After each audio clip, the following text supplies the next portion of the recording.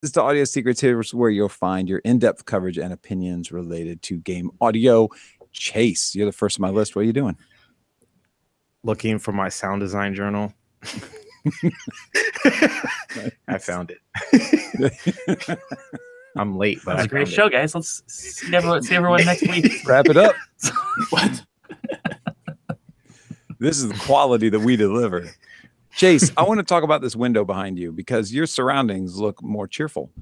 Yeah, it's crazy, right? Actually got a window to my right, which would be on the flip side, the left, if you're watching, and then directly behind me, which doesn't change. It's a nice window. Is that the outside, or is that a painting of the outside on the other side of the glass? I can mean. Well, if you see anything move, then you know it's not a painting. So yeah, it's real. It's real. It's the real McCoy. So far, I'm going with painting because nothing's moved. That's fine. That's totally okay. We're just gonna have to keep watching and doing shows so that something. Let's all stare at Chase's window and wait on. It's gonna be a cool painting though, because when it gets dark, it's an interactive. It's an adaptive painting, depending upon how. Never mind. Dan, get me out of this, please. We're gamifying our environment, right? That's right. We gamify everything. Absolutely. And you're going for the Cuphead kind of look there, the old black and gray there, you know. Well, actually, yeah. Old so timey. I've got all my. So I don't know if you noticed, but I finally got my Genelix up. Woohoo! So before I had these basically a consumer Onkyo system that was sort of left over for surround testing. But I finally have some decent speakers up, and they are also gray. Yeah, basically all the treatment I selected the treatment from GIC Acoustics, which is awesome. They're awesome. I love them too. Yeah. The not the pyramid foam. The pyramid foam was like left over from the build out when they built, because we just like not too long ago, a few months ago, half a year ago, I don't know, something like that. We just moved into this office. Mm-hmm. And so, yeah, they were making a big, huge thing. They were like redoing some of the other rooms because of the color.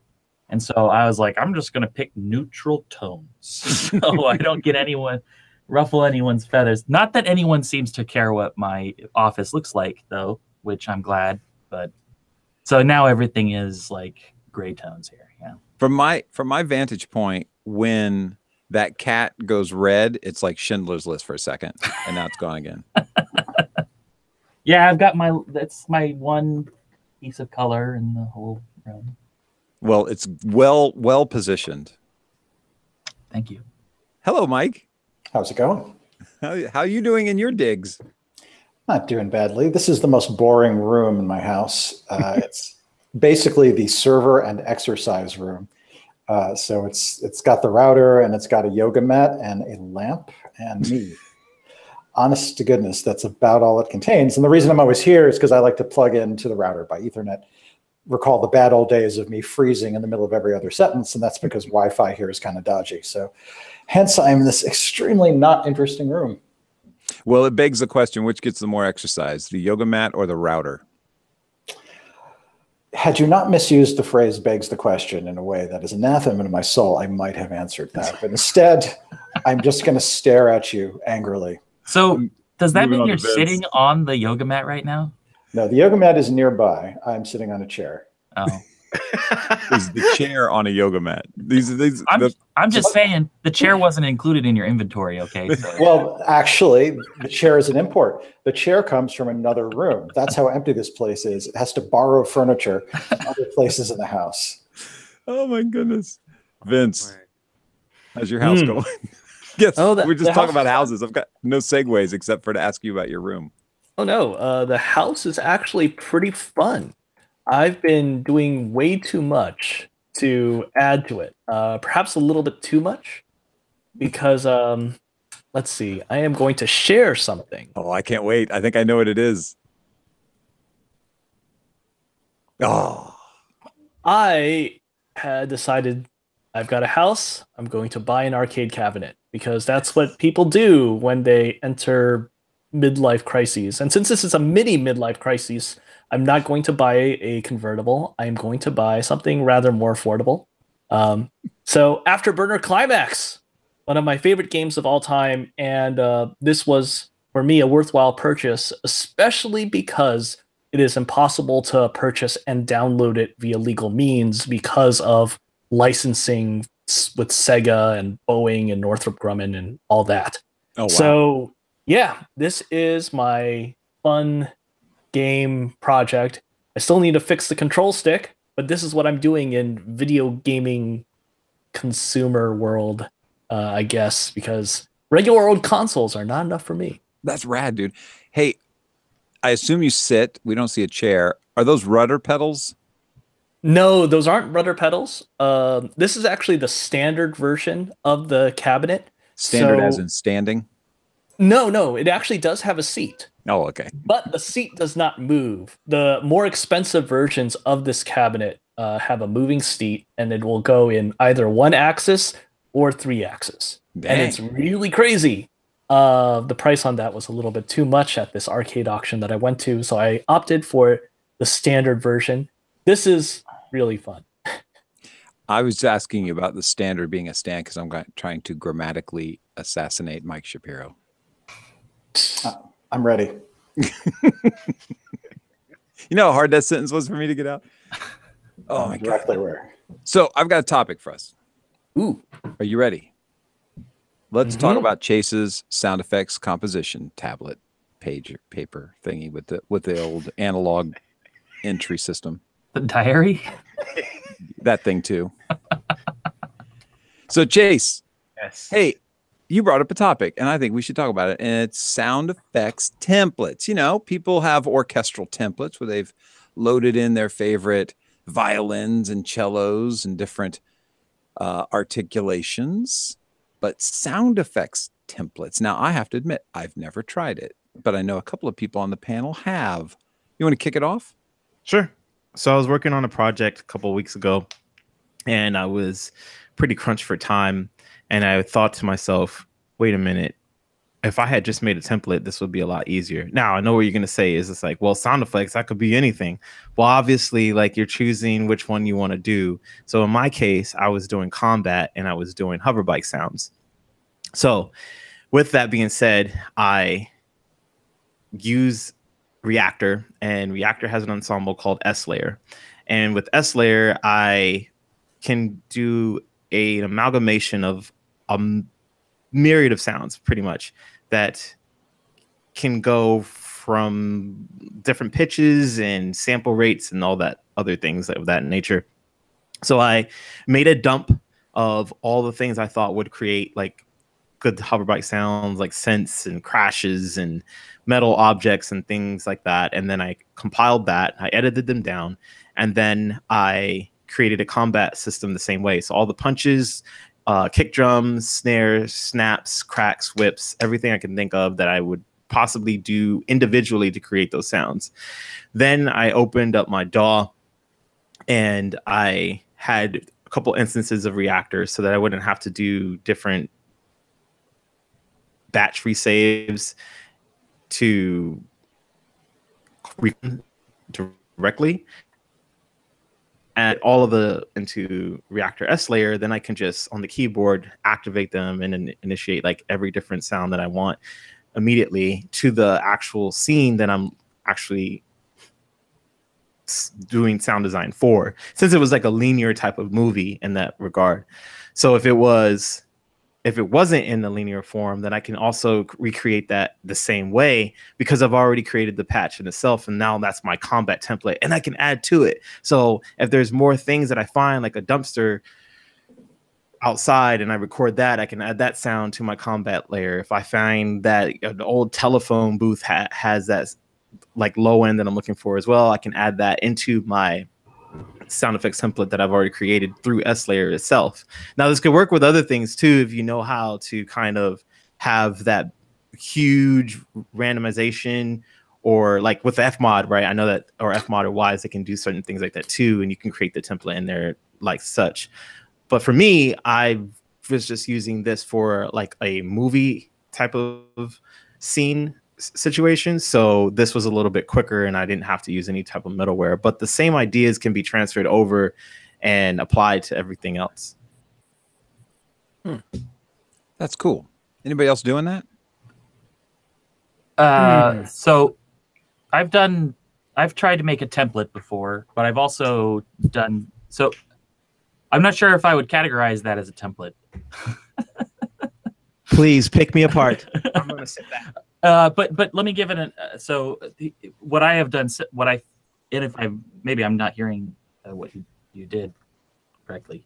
But I have done in the past where I have, say, edited a bunch of sounds like footsteps and have used Contact to build like essentially a footstep system where I could say, do like left and right footsteps on the keyboard and perform them, and then do things like slow or like sliding footsteps or like low velocity, and then it just gradually blends up to like, you know, walking to jogging to running, and so with velocity layering, and then things like switching for material and footwear type. Stuff like that. That I've done, and I think that's super, super, super useful. I think because you are basically creating an instrument from your sound libraries, and that's what it sounds like you've done. Is you've created instruments using S-Layer, which is a sampler. I mean, it's basically what it is, right? With like, it has like a ton of built-in functionality that you can sort of leverage, and then you've basically when you're working on a movie, you're creating a performance for that particular sound effect, and I think that's really cool, and I think super useful.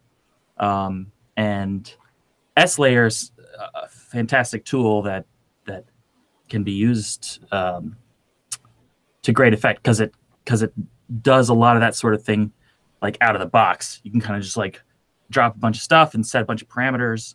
And then it has a whole like randomization stuff, you know, randomization parameters built into it. So you don't have to like program all that in or do something like K-script or something like that. Right.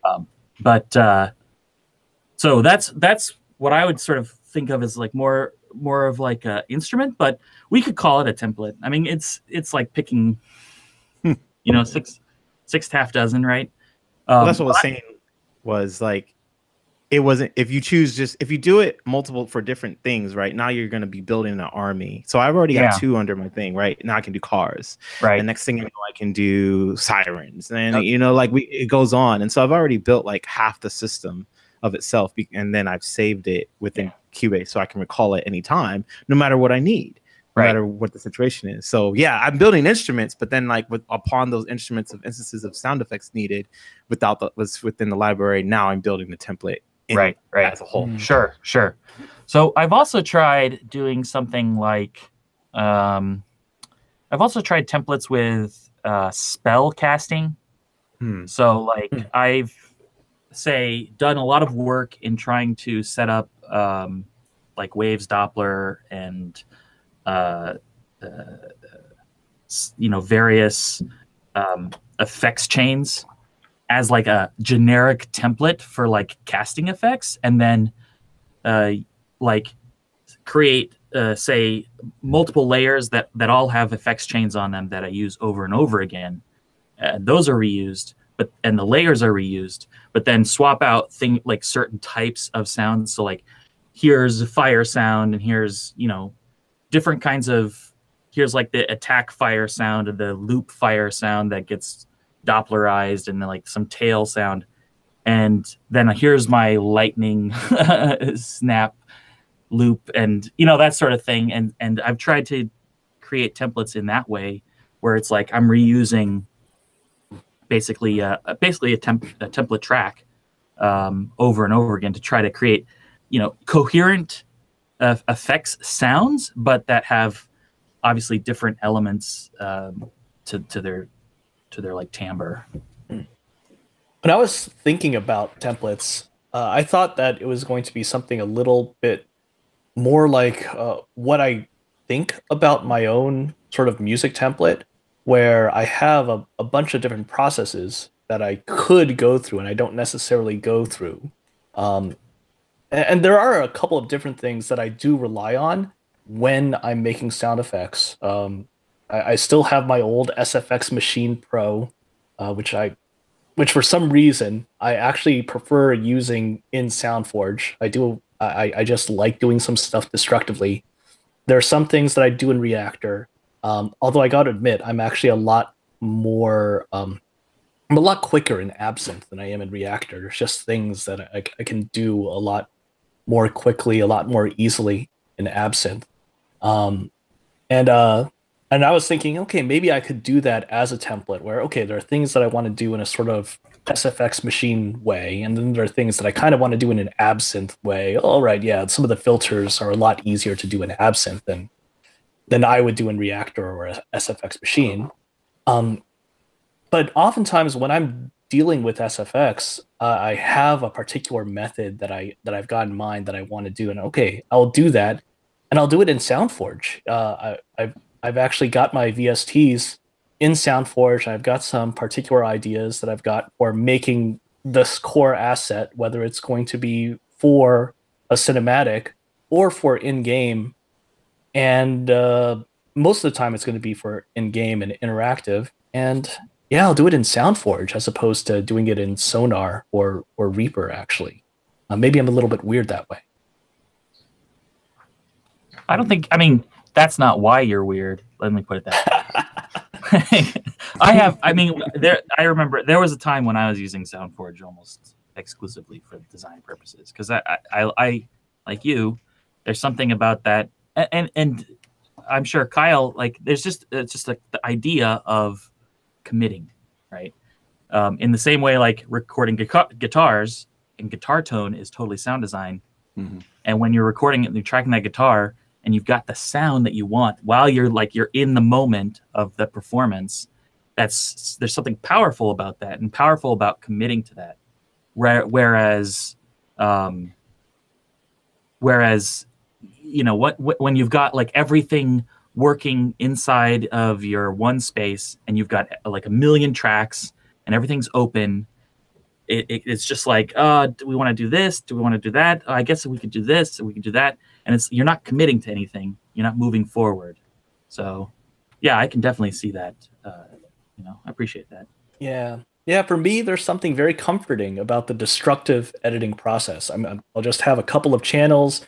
I'll mess around with some things. I'll print 2 channels that I'm working on. Okay, cool. It's there. It's locked in. What I've just heard is what I'm actually seeing on screen, and I like doing that fine tuning while I'm also in that creation process. Oh, okay, yeah, it's about that length. I'm dealing with these first 2 frames worth of the sound in a very precise way. I might even break out the pencil tool in SoundForge every now and then. Not all the time, but just being able to see that waveform in a really direct way is really important for me when I'm even at the beginning stages of sound design. That also reminds me of Sonar.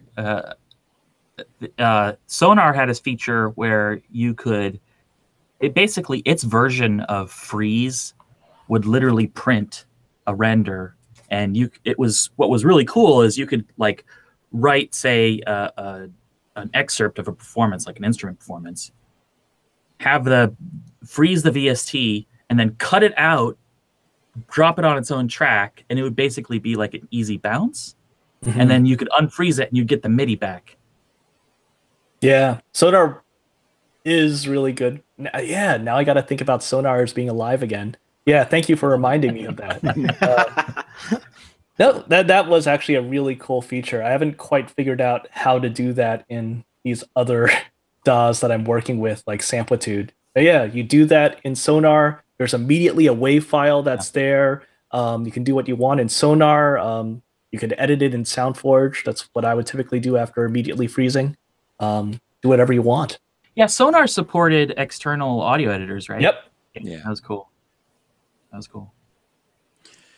Well, anybody else got to touch on the topic? I can't contribute anything. I've never tried it, but it sounded kind of a cool idea, especially for more ordinary things like footsteps and guns and things like that. But Now, you know, and once you have the template set up in, what is it you use, Chase, again? Cubase. No, the Reactor. S layer.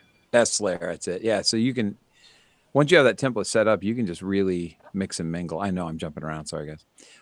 You can do a lot of editing after that.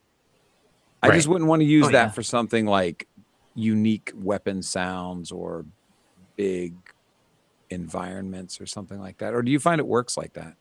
It works that way to get started. That's what I'm saying. Like, I mean, that's what your template is, right? You need to get something done. You need to get started. You don't have time to be pulling up patches and looking for stuff and dump this file, edit that, this and that other. Like, do you do that with, you know, all the sample string libraries that you have and all the other stuff? I mean, that would take a lot of time. And I've been in the system before, and I know it took me 18 hours to set something up like that, just for one genre. Yeah. 18 hours. So, I mean, where I lose my time sound effects wise is looking for items to layer in. Like I usually have an idea. I'm going to build this sound effect. I'm going to have a shark roaring and a fairy singing, and I go and find those crazy things and I start layering them together, and then I go, okay, it's missing something, and at that point I lose a lot of time. Does the template help you? Yeah, the template is extremely helpful. I mean, I cut my workflow in more than half. The first pass I was doing it for the project, it was taking me about 7 hours. I decided to have this little idea to see if it worked. And instead of 8 hours, I did it in 3. Gotcha. Yeah. Jeff McMillan asks, can sound effects templates be made from basic plugins within a DAW right out of the box? Sure. Why not? Yeah, of course. Yeah. So, well, hey, let's move on to the next topic. Oh, okay. No, I was going to unless say you had some more. I mean, I don't know. If you had You're more, done with it. Well, okay. I was going to say, you know,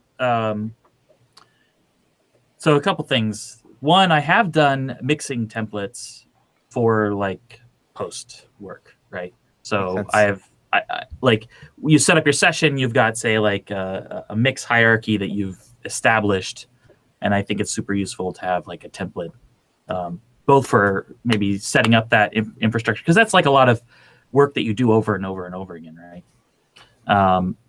I feel like the double-edged sword with templates in general, and I have the same problem with my orchestral template. You know, like I've put a lot of work into my orchestra template, and I still use it because I know how much effort it took to reach that spot. But at the same time, it sounds a certain way. There is like a box that I have decided to enter. And you could say that, oh, well, you can just add to it as needed. But then there's something about like the template is also guiding me in my process, in the choices that I make. You know, if say, for example, I'm like, oh, I would like a string performance that does this. Then I'll go to the strings and I'll do, okay, blah, blah, blah, blah. But if I had been, you know, on my own, like just a blank slate, maybe I'd go, you know what? Just because I'm looking at my string libraries, you know, I haven't even checked in here in a while. Let me look at this old East-West library that I haven't used in like 9 years. Or maybe I could use, you know, a pad sound instead. Like, I just feel like there's something sort of demanding about a blank page that says, you know, what do you got that's new, buddy? Like, you know what I mean? Yeah. And I think that the sort of danger, if there's any danger in a template, is sort of, you know, falling into the routine of doing it the same way over and over and over again. Because that's what it's for. It's so that you can do it the same way over and over again. That's its purpose. Mm-hmm. Yeah, that's the thing that comes to mind for me too, especially sound effects, because they always need to sound so different. And if I have a template, I'd be afraid that I would just keep using the same assets. And sometimes you are. I mean, like I said, you know, like a footstep instrument. Yeah. Sometimes you are. Now I created I have this piece of hardware that Travis Chen, who I used to work with, awesome guy, don't know where he is now, and he put it together for me. It's just a bunch of gamer buttons on a giant wood plank, and you just smack them like arcade buttons, like these big lightable. And I created a kind of soundboard once for a silent movie of all of the actions that were going to be in that movie, so I could just like at the fight scene I could just go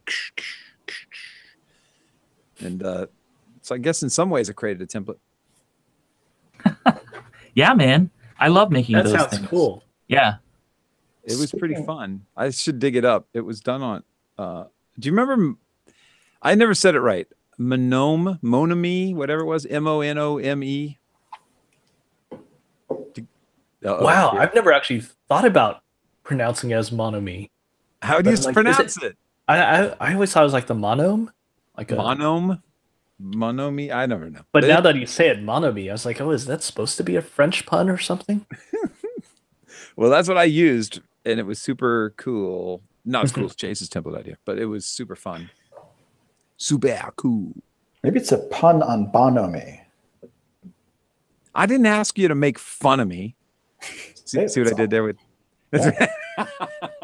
That's like a Lin-Manuel Miranda rhyme. Oh my God, I don't even know what you just said. It's for the best. But did anybody use that software other than me? Not so. I mean, I know about it. I when I was doing physical stuff, I would usually do stuff with Pure Data.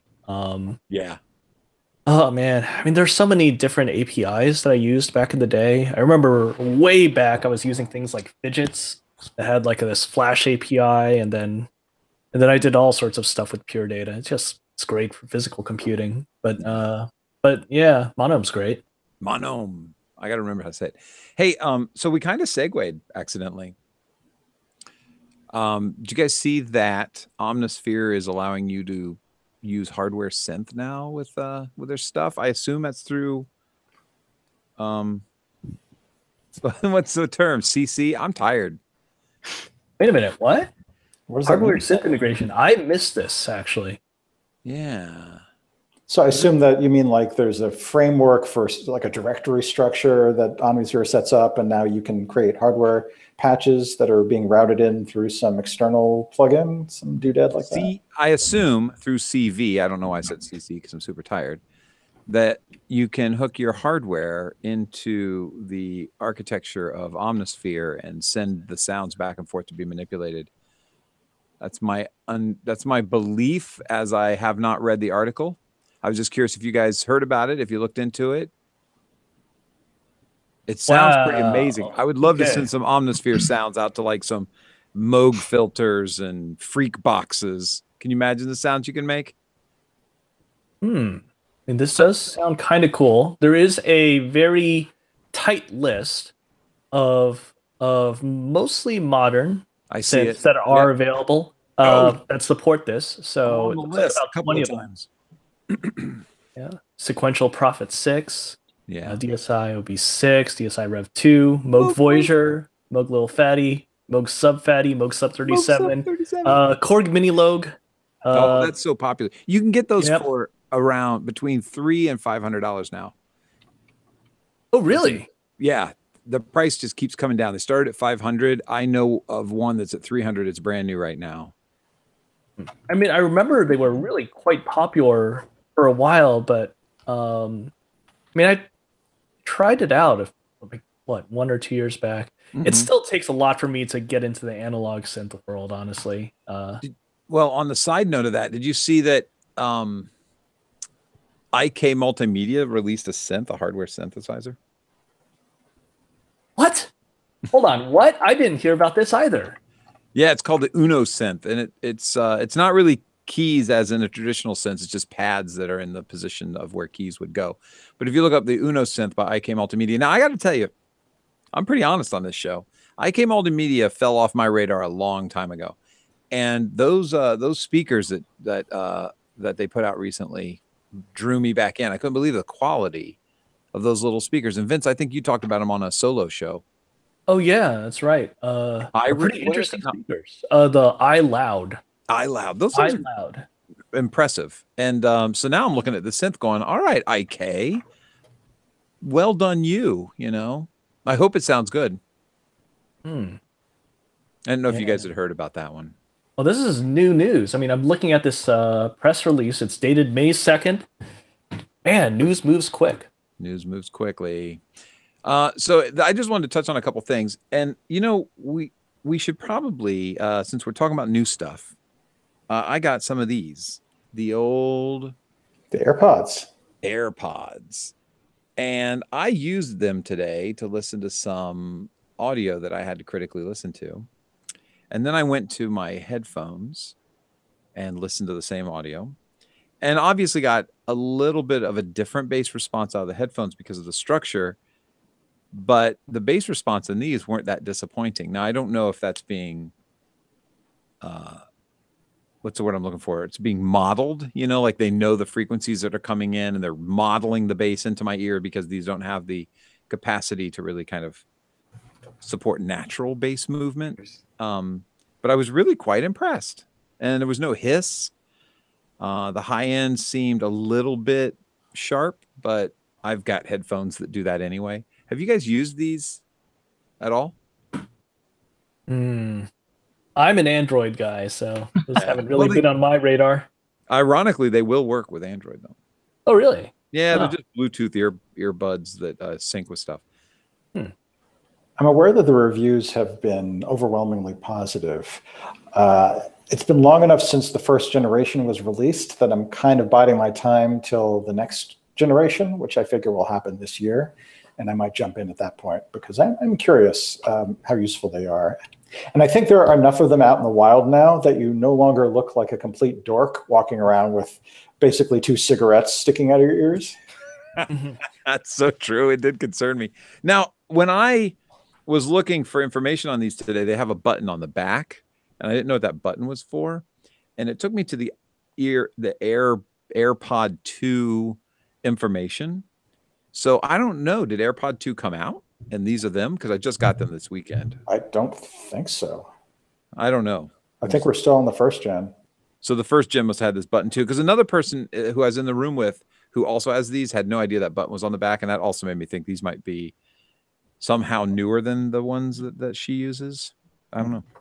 There may have been a tiny intra-generational refresh of the AirPods, like some really small optimization. I kind of vaguely remember something along those lines, but there definitely would have been a big to-do if they released the sequel. Okay, gotcha. Well, I'm impressed so far, and I didn't know if you guys were using them for anything.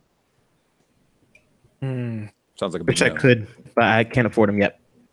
Bluetooth headphones, they're just so...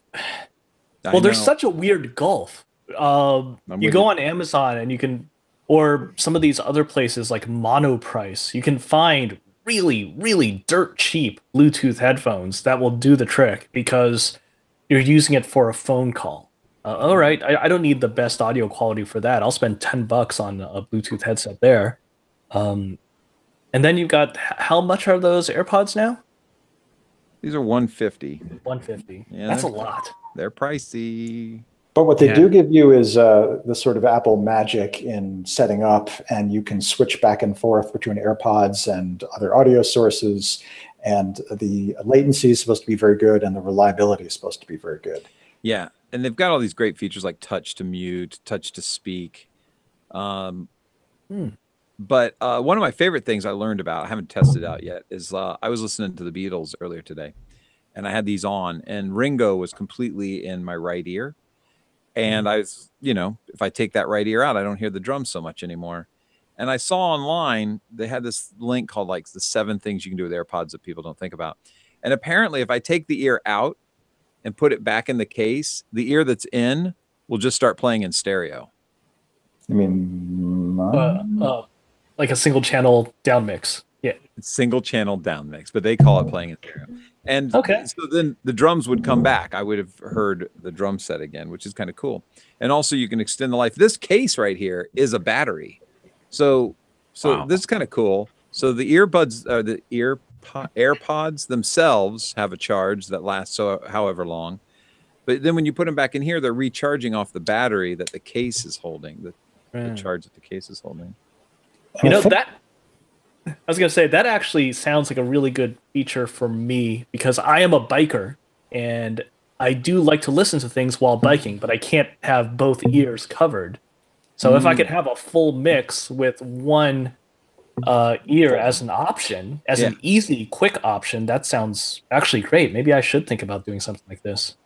I've also read, because I read Apple reviews of products that I don't own, I'm that much of a fanboy, that they're very good as for staying in your ear. You can run and jog and do athletic things, and generally they won't flop out. Oh, okay. You're that much a fanboy, but you're not the next level of fanboy, which is constantly reading reviews of the products that you already own. to validate myself. No, I do that as well. But I also read the ones that I haven't bought yet. Well, I recommend them. And I think, you know, I don't use headphones on the show, but I'm going to figure out a way to attach these to the Mac that's running this business. And then I could have these in and not a big old cable hanging down, which drives me crazy. Although you guys aren't hearing yourself anyway through my speakers. So I think we're doing okay. Okay, enough about that. Hey, Isotope. Hold on. Nope. Never mind, Isotope. Chase, you're up. Just to say, it's interesting that you said that those work pretty well with Android, because I found that my Bluetooth $20 Sony headphones worked pretty well with the Android too, but when I link it with my iPhone 6, it starts crackling like crazy.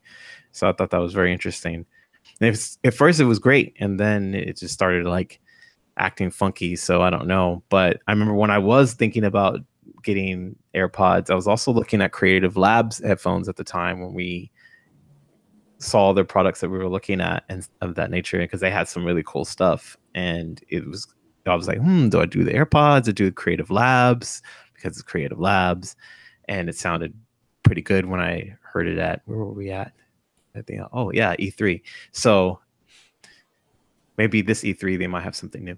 Yeah. You know, I just saw something in the chat related to these things. Michael Hoffman said about using these for checking mixes and mastering, because a lot of people are listening to stuff on these kind of earbuds anyway. Mm-hmm. I never used the Apple ones for that. I didn't like plug them in, but I think I would with these. It really is about being, well, two things. There's no cable, which I'm super excited about, but the cancer, I'm not crazy about. I'm not crazy about it either. I mean, I'm an early adapter. Let's say adapter and drive Mike crazy. I'm an early adapter. So he's biting his finger. So I will let you know when I get the ear cancer what it's like.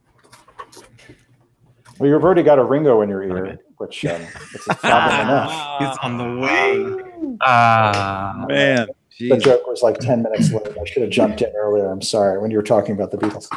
I'm moving on to Isotope, who can't take our jokes, but still sponsor us anyway. Thank you, Isotope, for sponsoring the show. Hey, we're going to give away some software, and we know who won. And we've known since the beginning of the show. What do you think of that, winner? You didn't know. Well, they don't know who they are, Kyle. Oh, sorry. Thought I had one over on somebody. Who's the winner? Is it me? Did I win? No, you did not, but you selected the winner, so you're there by association. You're a proxy winner. Yeah. We're all winners. You can borrow the software once in a while. So it's good software. The winner is, can anybody give me a silent drum roll? Because drummers should never be heard. The winner is Jeff McMillan. You've won Iris 2. And I think I already have your email address, but there it is. Jeff McMillan is doing the drum roll of his own victory. Congrats, buddy. So I will get your email from you if I don't already have it. And well, I'll tell you what, just to make sure, I'm sure I have it, but just to make sure, DM Game Audio Hour your email address. I'll send it over to Isotope and get you a license for Iris 2. Congrats. Ooh. It is rad. Good stuff. Is a rad piece of software. Designing your own synths through spectral analysis is pretty cool. That was another opportunity, by the way, to riff Mike. How so? But it's a spectral analyst. Well, you feel free to jump in. You know, I can't. I can't expect it to carry this burden alone. I don't know what I'm saying, but that's really cool. I'm really happy you won. And what was the next topic? Because I actually wanted to say something about hardware synth stuff. Do it. And then I'm going to go so with a big because so if no one knows yet, Reactor Blocks supports CV input and that's output. fun. So if you have an audio interface with where you can turn off the automatic DC offset on your line in and outs, then you can, like, say an RME interface, you can have the line in and outs go into your hardware modular synth rack and back in, and you can use Reactor Blocks and modulate and do all sorts of intercommunication with your actual rack of hardware synths. And it's pretty cool, and they've got cool tutorials online on how to do that, set that up.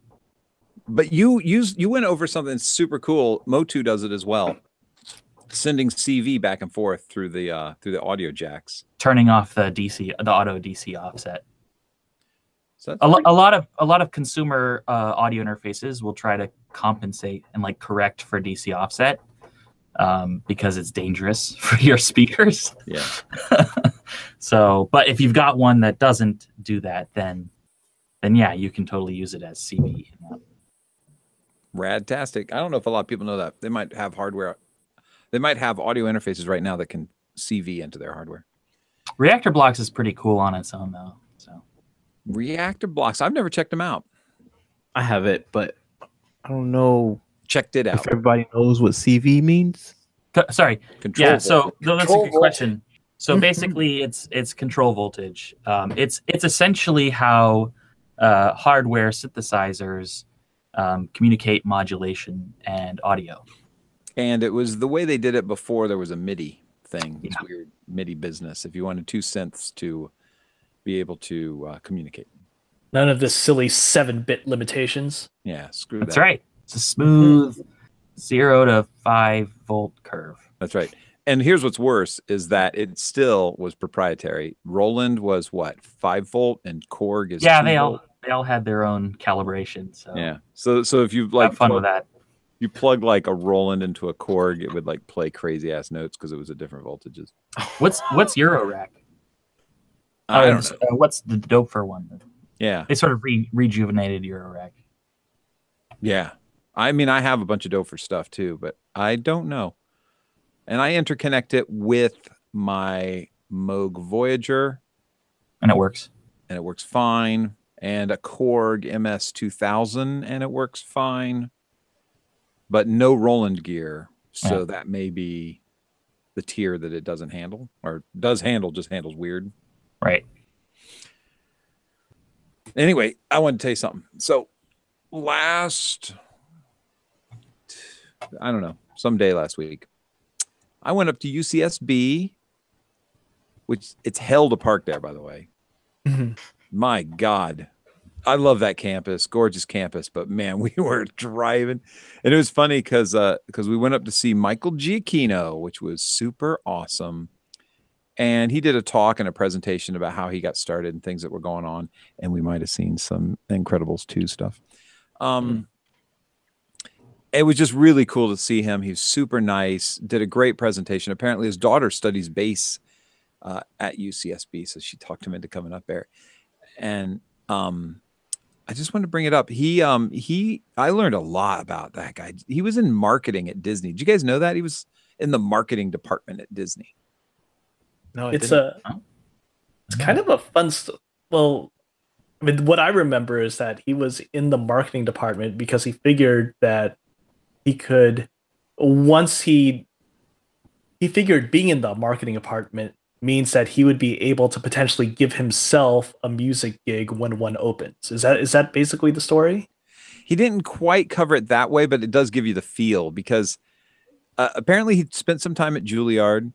He grew up on the East Coast. He made his own films as a kid. He was really wanted to be a filmmaker, and so he showed us some of those films, which is really cool.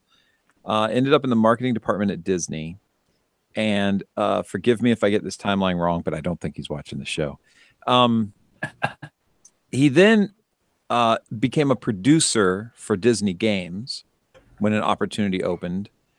And because he was a producer, a game was coming out, and he decided to just try to throw some music at it.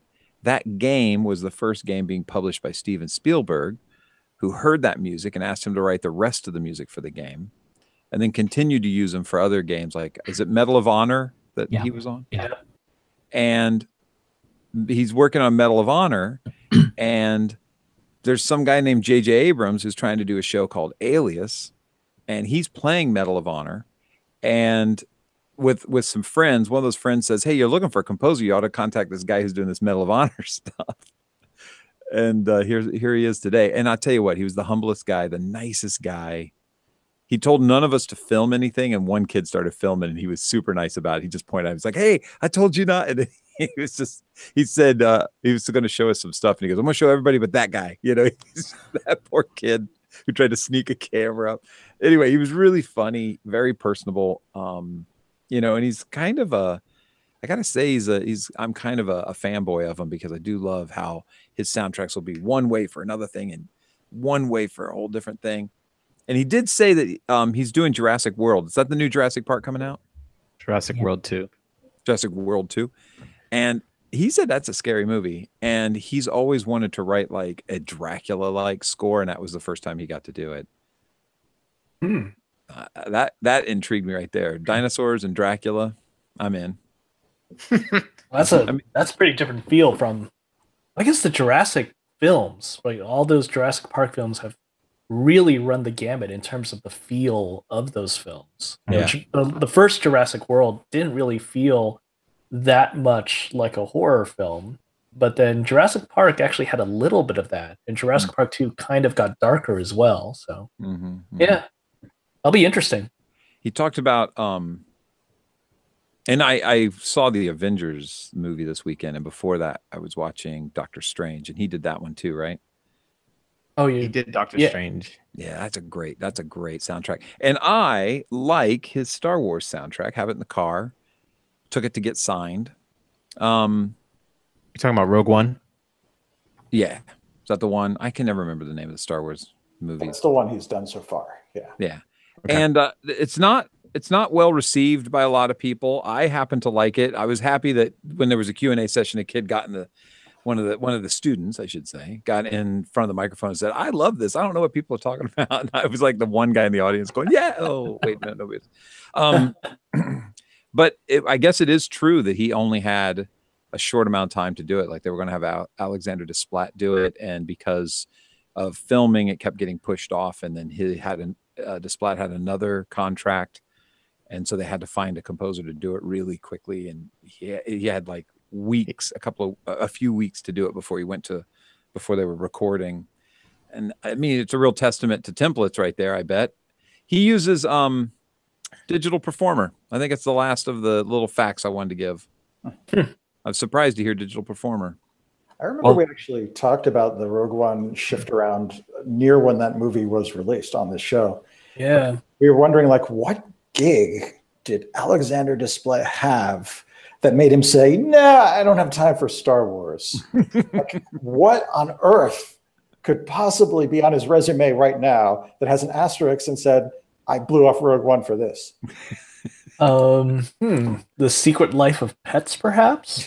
Man, you could you go to like the I don't know, kind of like a state fair, and they have those machines that fire softballs, and you can kind of swing, like the automated pitching machines. You could load that thing up with Oscars and fire them at me. I still would not take that experience over scoring a Star Wars movie. You could fill it with money, like, doesn't matter. Why would somebody? I'm sorry, it just seems silly to me. He did just win the Oscar for The Shape of Water for the score for that. Nice. So that maybe it was that, in which case that was a fantastic score for a fantastic film. So I'm not going to say anything. And a fantastic director to work with, probably. Sure. Yeah, that was absolutely a great film and a great score. But that was several years later. I can't believe that was the holdup. Sorry. And Michael if I remember, he canceled his vacation with his girlfriend or his wife or something. Like they were supposed to have a planned vacation. He's like, sorry, like I got to do this. And she was like, no, we planned this. It was like, so maybe Alexandra didn't, there's sacrifices as a composer you're going to have to do. I'll tell you what, I can't tell you, if you ever get a chance, he's a pretty unique guy. That was pretty amazing. Great story. Hey, before we get going, we might have a little bit of a short show today because I can smell dinner, and I know that a couple of us have to leave at 7. One thing I want to put in your brain cells for next week's topic is people going back to college. So you graduate with your degree in music, right? You find your career going down a path. This is not an autobiographical question. How's that feel for grammar? So, that might have worked, actually. Did I do that one right? Autobiographical question. It's par for the course of the show, yeah. It works. So, we get it. I know. Not the worst thing we've heard tonight. Anyway, I was going to sound cliche and say a friend of mine, but it is truly a friend of mine, is because his career isn't going where he wants it to go. He's thinking about going back to school and studying composition. So he got me thinking about it too. And I'm like, I don't know. So I want to know next week what you guys think of a person who is working but is going to go back to school so that they could try to put themselves in a position to get more gigs or more network or more intelligence. Has anybody done it here? Did you guys like graduate and then go like UCS film school later? USC film school later? Oh, yeah. Oh, God, I've been thinking about it. I definitely have some thoughts, but see, it enters our mind, doesn't it? I started examining schools as a possibility, and I'm like, I'm not coming up with anything that I think I'd want to go back to, but that doesn't stop him. So, I mean, so Mike, you did it, right? I mean, I literally went to USC film scoring as a graduate school experience. But more interestingly on this topic, I also did some supplementary studies even after my career had started, because I just wanted to bone up on certain topics and reinforce certain knowledge areas. So I'll be happy to talk about that next week. That'd be a fun one. Sounds good. Let's put it in our brains and think about it next week. And I hate to cut this slightly short, but because we started late, we got to get out. We got kind of a hard 7. Did we cover everything? We thank our sponsors. Yeah. We thanked our sponsor. We gave away our software. We covered our topics. Yeah. Hey, everybody. Like us on Facebook. Subscribe to us on YouTube. And follow us on Twitter. We're Game Audio Hour at all of those things. And hold on. Game Audio Hour Chase is holding a Game Audio Hour Game Boy. What are you doing? I'm playing it. Is that a tablet? That's a book. Okay. Oh, it was a trick. The trick. I got excited. It was a segue for what are you playing? Like, hey, we're gonna play some games. Nope, you're gonna read. What are we reading? What are we playing? We're not doing any of that. We're working. The opposite of the Kindle. Here's a book. It's an analog internet. So, okay, bye.